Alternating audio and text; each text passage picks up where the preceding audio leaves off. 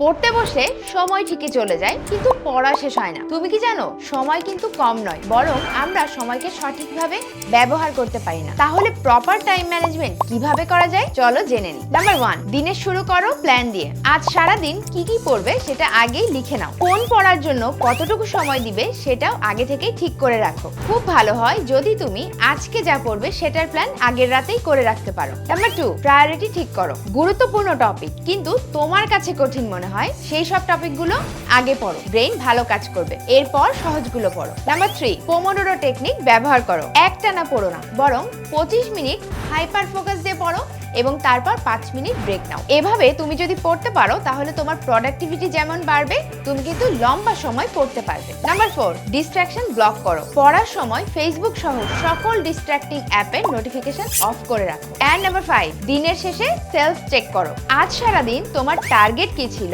সেটা কতটুকু শেষ হলো আর কতটুকু এখনো বাকি আছে সেটা লিখে রাখো। তোমার পুরো পড়াটা কেন এখনো শেষ হলো না সেটাও অনেস্টলি ভাবতে শিখো। তাহলে আজ থেকেই টাইম ম্যানেজমেন্টের এই হ্যাকগুলো অ্যাপ্লাই করে দেখো। পড়া শেষ না হয়ে যাবে কোথায়। ভিডিওটা ভালো লাগলে এখনই শেয়ার করে দাও তোমার ফ্রেন্ডদের সাথে।